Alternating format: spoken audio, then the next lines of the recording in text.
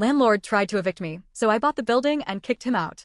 My landlord tried to kick me out illegally, so I turned the tables and ended up buying the building, then evicted him instead. It all kicked off when Derek jacked up my rent by 40% with just 2 weeks' notice. I'd been living in that same rundown studio for 3 solid years. Always paid on time. Never caused any drama. The place was a dump. Honestly, paint peeling off the walls, the elevator constantly broken, and the heat barely worked, even during the coldest months. But before I dive into all that, let me say this, I've noticed the channel's been slowing down a bit lately. If you're here and you like these stories, hitting that subscribe button is the easiest way to show support. It's fast, it's free, and it really helps keep this community growing strong. Still, at $800 a month, it was affordable. I was pinching every penny, saving up for a master's degree in social work. But when I called Derek to push back on the hike, he hit me with that smug, bored tone like he'd had the same fight 100 times before. In the background, I could hear a talk show blasting from the TV and what sounded like a woman crying. I can't afford $1,200, I told him. And 2 weeks isn't legal notice. He let out a cold, scratchy laugh that sent a chill down my spine. Legal notice? He scoffed. Kid, this is my building. I can do whatever I damn well please. Don't like it? There's the door. Good luck finding something else in this neighborhood you can afford. Then there was a pause. I heard the sound of him taking a drink, probably something strong. Besides, he went on, you college kids probably got rich parents anyway. Time to quit pretending you're broke and call daddy for some money. What I wanted to tell him was that my parents died in a car crash when I was 16. That I'd been holding down 2 jobs since high school just to make ends meet. But instead, I hung up the phone and started digging. That night, I stayed up reading everything I could find about tenant rights. I printed out local housing laws, highlighted sections on rent increases, notice periods, legal limits. Turns out, in our city, landlords had to give at least 30 days notice for any rent hike, and the increase couldn't go over 25% in a year. Late fees were capped at 5% of the rent. And they weren't allowed to just barge in either. They needed to give 24 hours notice unless there was some kind of emergency. From everything I found, Derek was breaking at least half a dozen laws. By 8 a.m., I was at his penthouse door, the only unit in the building he actually kept in good shape. Through the open door, I could see granite countertops and shiny hardwood floors. His coffee mug said "World's Best Landlord" in the kind of cheesy font you'd find on a dollar store card. Behind him, a woman in a silk robe was standing at a stainless steel stove, flipping eggs. Derek barely looked at the paperwork in my hand. Sue me, he laughed. What are you gonna do, kid? Hire a lawyer on a ramen budget? I've been at this 20 years. Half the folks in this place don't even speak enough English to know what's legal or not. He leaned against the doorframe, looking me over the way a coyote sizes up a wounded rabbit. The woman behind him paused her cooking and listened in, clearly curious. Anyway, he said, maybe the suburbs are more your style. I hear there's a nice trailer park about an hour out. Real charming. The woman, probably his wife, let out this little giggle, the kind that told me she'd never had to worry about rent in her entire life. That's when it hit me. This wasn't just about me anymore. I started knocking on other doors that same day. Mrs. Kwan, an older woman who lived on the 2nd floor, showed me a notice claiming she owed $800 in cleaning fees, or else she'd be evicted. Her English wasn't great, but fear speaks loud and clear in any language. She'd lived there 8 years. Never missed a payment. He says my apartment dirty, she told me, holding up some photos she'd taken. But I clean every day, she said. I show him, it clean. He say no. Must pay or leave. The pictures showed a spotless apartment. Every surface covered in plastic like my grandma used to do back in the day. Then there was the Morales family. They'd been hit with a $200 charge for excessive utilities after their toddler got sick and they'd run a humidifier for a couple weeks. They didn't have the money and Derek filed eviction paperwork. He says we use too much electricity, Elena Morales explained while bouncing little Isabella on her hip. The baby looked flushed, her breathing labored. But the doctor, Elena added, he says the baby needs the machine. She needs it to breathe. She showed me their utility bill.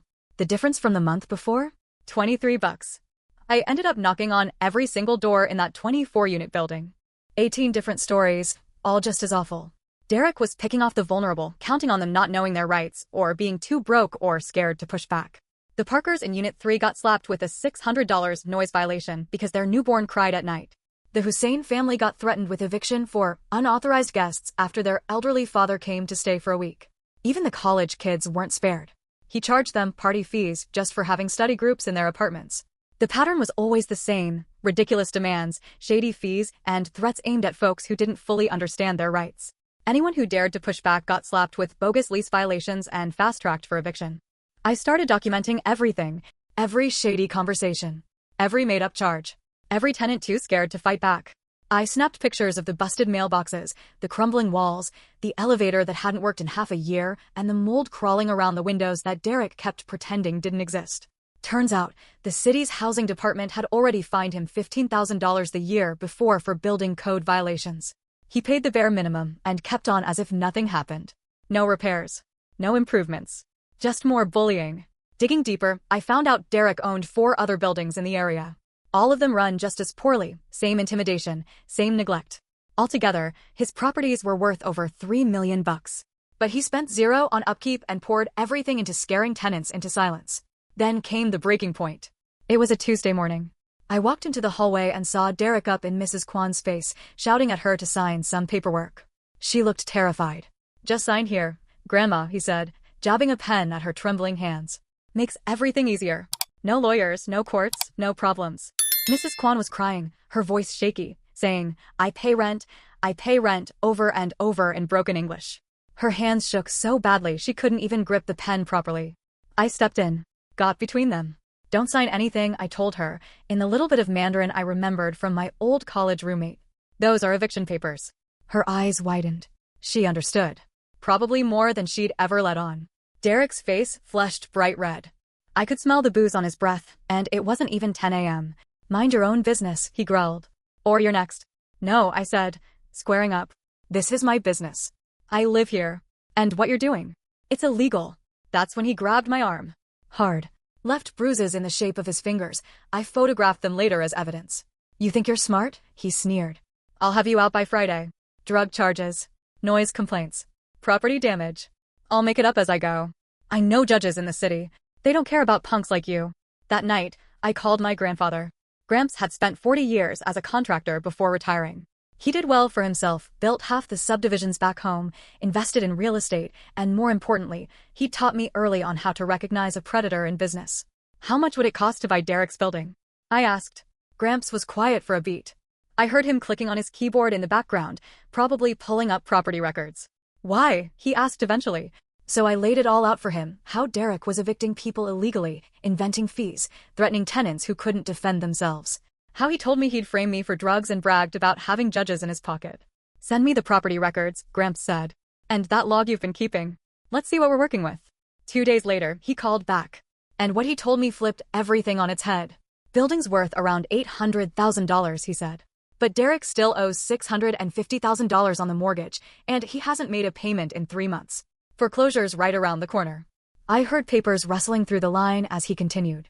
"And here's the kicker, he took out a second mortgage last year to buy a vacation house in Florida. Used this building as collateral. He's leveraged to the eyeballs and bleeding money." "So he's desperate," I said. "Exactly," Gramps replied. "That's why he's squeezing tenants so hard. He's trying to scrape together enough cash to hold off the banks." There was a pause. "I've got enough liquid capital to buy the place outright," he said. "Cash. At auction. Want to be my property manager?" The plan came together quick and clean.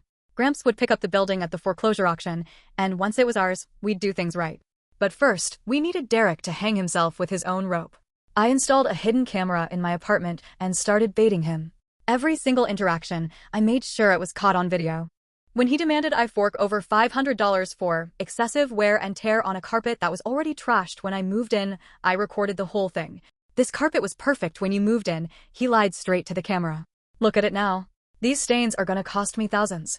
Thing is, the carpet already had cigarette burns and wine stains older than my lease. Then, when he tried to barge into my place without any notice, which is illegal in our state, I caught that on film too. He said he was there to inspect for lease violations, but really, he was just digging for dirt, anything he could twist into a reason to kick me out. "College kids always have drugs," he muttered under his breath, not realizing the camera was still rolling. "Just gotta find where she hides them." But the best moment? That came when I casually let it slip that I'd been talking to some of the other tenants about their rent hikes. "You've been organizing?" he snapped. His eyes narrowed like I'd just confessed to starting a revolution. "That's harassment," he growled. "Lease violation. You're out." And sure enough, the next day, he actually tried to serve me eviction papers for talking to my neighbors. The official reason? Community agitation. He wrote that on the documents like it meant something. I took the papers straight to a tenant rights lawyer. She took one look and started laughing so hard she nearly fell out of her chair. "This isn't legally binding," she said between chuckles. "This is toilet paper with a letterhead. He might as well have written it in crayon." But as far as I was concerned, it was gold. One more piece of evidence showing Derek's pattern of illegal harassment. 2 weeks later, Gramps and I sat quietly in the back of the county courthouse as Derek's building went up for auction.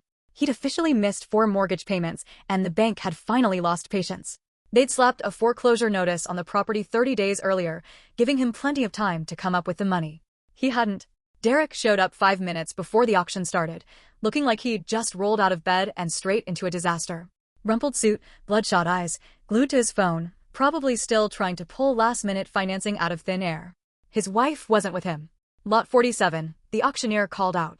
Multi-unit residential property. 1247, Oak Street. 24 units. Built in 1987. Current assessed value, $825,000. Opening bid starts at $650,000. Gramps raised his paddle without even flinching. $650,000, he said coolly. Derek jumped to his feet like someone had zapped him with a cattle prod. $685, he shouted, voice cracking like a teenager's.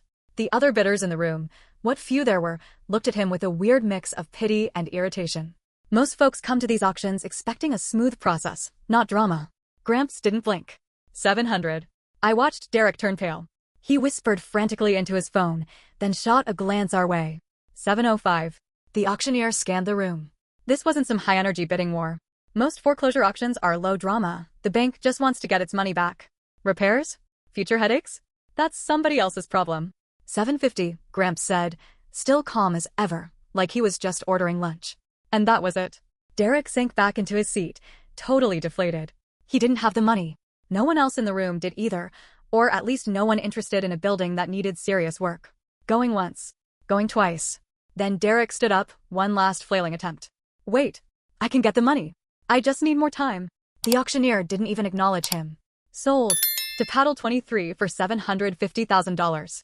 Gramps now owned the building. Derek sat frozen while the room cleared out around him. When he finally looked up and saw me standing there, the realization hit him like a punch to the gut. You, he said, barely above a whisper. Hello, Derek, I said, cheerful as could be. Fancy seeing you here. He stood slowly, his face shifting through confusion, then rage, and finally, realization. This was a setup, he hissed. You planned this. I documented your illegal behavior, I replied. Your financial mess? That was already public record. We just stepped in at the right time. Gramps walked over, papers in hand. Derek, I presume? I'm the new owner. We'll need to talk about your lease situation. Derek's face went through every shade of red and purple. My lease? I owned. You were a tenant, Gramps said, calm and steady. You had a lease agreement. One that includes multiple clauses, property management fees, violation procedures. All things you put in writing. It took exactly 30 days to evict him, the legal minimum. We filed under his own lease violations, illegally entering my unit without notice and failing to pay the management fees he now owed due to the ownership change. He fought it, of course. Hired a lawyer. Claimed we couldn't kick him out of his own building. The lawyer took his $5,000 retainer, then laid it out for him. You're not the owner anymore, the lawyer said bluntly.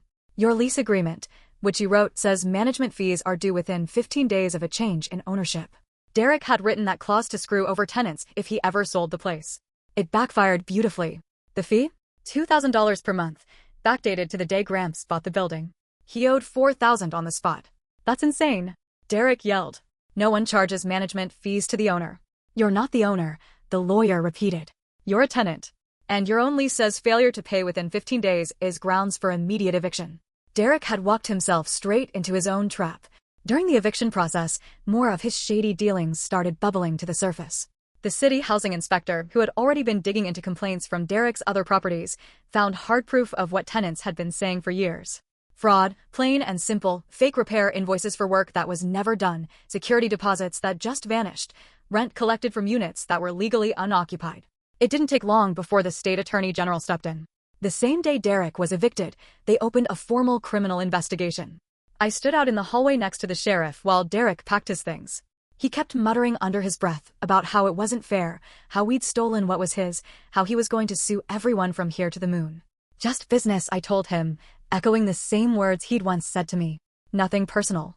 Turned out all that wealth he liked to flaunt didn't add up to much in the end. His entire life fit into a few suitcases and some boxes. Fancy clothes. High-end electronics. Not much else. As he dragged his bags past Mrs. Kwan's door, she opened it and smiled politely. "Goodbye, Mr. Derek," she said, clear as a bell. "Good luck finding affordable housing." Derek froze in his tracks. "You." Mrs. Kwan didn't miss a beat. "Your English has always been fine," she said pleasantly. "I just pretended otherwise to avoid your harassment. It's amazing what people will say when they think you don't understand." That moment hit him like a brick wall. Turned out half the tenants Derek had bullied, thinking they didn't speak English, had understood everything. They'd been quietly recording his threats, collecting documents, building a case. All they needed was someone willing to stand up with them. It took us 6 months and about $200,000 in renovations to breathe life back into the building. Gramps and I brought in contractors to repair what Derek had let rot: new elevators, functioning heat, safe wiring, and a full sweep of all the safety violations he'd ignored for years. And we didn't do it alone, we hired the tenants. Paid them honest wages. Elena Morales, who used to run a restaurant, stepped in as the project coordinator. The Hussein's teenage son, who was studying electrical engineering, worked side by side with our electricians, learning the ropes. The work wasn't just repairs, it was rebuilding trust. When we finally sat down and ran the numbers fairly based on real market value and the building's true condition, rents actually went down. Mrs. Kwan's new rent? $600. The Morales family got their 2-bedroom for $850. Derek had been charging them $1,200 for a place with broken plumbing and peeling paint. We rolled out a tenant bill of rights, too, translated into 5 different languages. Rent hikes were capped at 3% a year. Maintenance requests had to be answered within 24 hours. Tenants were encouraged to form committees to address community issues. It wasn't just a building anymore, it was a neighborhood. Elena Morales became the building manager, making $18 an hour with benefits. Mrs. Kwan finally got her rooftop garden, a dream she'd talked about for years. The Nguyen family opened up a little convenience store downstairs in the retail space we'd renovated. The word started to spread. The folks we helped began talking to tenants in Derek's other buildings. Calls started coming in. People asking if we could help them too. So Gramps and I did what came naturally, we made it official. Formed our own property management company focused on tenant rights and affordable housing. Within a few months, we'd purchased 2 more buildings that were headed toward foreclosure, both left in disrepair by landlords just like Derek. 6 months after Derek was evicted, I spotted him in a downtown coffee shop. He was alone, slouched over a cup, talking on the phone to someone. I heard him telling the same tired story, how he'd been cheated out of his property by some rich kids and their grandfather. I walked over to his table. "Hey, Derek," I said, casually. "How's the apartment hunting going?" He turned red, same reaction as always. The person on the other end of the call was still talking, but Derek had gone completely quiet. "You destroyed my life," he said after hanging up. I pulled out a chair and sat across from him like I had all the time in the world. "No," I said calmly. "You destroyed your own life. I just returned the favor." He looked older. Worn down. The designer clothes couldn't hide the dark circles under his eyes or the way his hands trembled slightly when he picked up his coffee. "I'm ruined," he said, barely above a whisper. "The criminal charges, the lawsuits, the bankruptcy. I lost everything." I didn't blink. "Mrs. Kwan lost her sense of safety for 8 years," I said. "The Morales family nearly lost access to their daughter's medical equipment. You were wrecking people's lives long before yours fell apart." I reached into my pocket and pulled out a business card, my new property management company. Slid it across the table. "We're always looking for good tenants," I said. "If you can pass the background check. No evictions, clean credit, proof of income. You know how it works." Derek stared at the card like it had teeth, then looked back up at me. "You can't be serious." "Dead serious," I said. "Though I should mention, we've got a strict policy on rent increases. 30 days notice. Reasonable amounts. Only market rate. Fair and square. You understand?" He crushed the card in his fist. "I'd rather live in my car." "That's your choice," I said with a shrug. "But if you ever change your mind, we don't hold past mistakes against people. Everyone deserves a second chance, so long as they're willing to follow the rules." I stood to leave, but turned back one last time. "Oh, and Derek," I added. "That coffee shop you're sitting in? We just bought the building. Business stays the same, but we're converting the upstairs into affordable apartments. Rent starts at $750 for a 1-bedroom. His face went paper white. Fast forward 2 years, and our property management company now oversees 12 buildings, houses over 300 families. We specialize in tenant rights, affordable housing, and fixing up places left in ruins by slumlords. Every lease comes with a tenant bill of rights, translated into 5 different languages. We built an emergency fund to help families get through tough patches. Maintenance response? Our average time's under 4 hours. Mrs. Kwan still lives in Unit 2, but now she's got central air, a dishwasher, and a rooftop garden that feeds half the building with fresh vegetables. The Morales family owns their unit now, thanks to a rent-to-own deal we helped them secure. Elena? She manages 3 buildings these days and just bought her first house. Paid for it with what she saved working with us. The Hussein's son graduated with an electrical engineering degree and now works for the city, inspecting the very kind of buildings he grew up in. As for Derek, he never did apply to be a tenant. Last I heard, he was renting a studio in the suburbs for $900 a month, more than what Mrs. Kwan pays for her fully renovated 1-bedroom downtown. His wife divorced him during the bankruptcy mess and moved back to her parents' place in California. The Florida vacation home? Seized. The court hit him with 2 years probation and ordered $50,000 in restitution to former tenants. He's barred from owning rental property for 10 years. Sometimes I wonder if he learned anything from losing it all. But then I remember Mrs. Kwan's face that night she thought she was going to be homeless, or Isabella Morales gasping for air while her parents chose between rent and her medical equipment. Some people create suffering because they can. Others create solutions because they have to. The building at 1247 Oak Street? It's full now, with a waiting list 3 months long. The hallways smell like Mrs. Kwan's cooking, and the air carries the sound of kids laughing, kids who finally feel safe at home. Sometimes, the best revenge isn't getting even. It's building something better out of what someone else tried to burn down, and making sure the ones who were hurt get to help rebuild it. Last time I walked through those halls, I found a note from Mrs. Kwan slipped under my office door. It was written in neat, careful handwriting. Thank you for teaching old women that sometimes the young ones fight back. But she had it backwards. They were the ones who taught me that fighting back doesn't always come from anger. Sometimes, it's just the refusal to let cruelty be the only voice in the room. Derek had been wrong about a lot of things. But most of all, he was wrong about them. The people he thought were powerless? They were just waiting for someone to remind them how strong they'd been all along.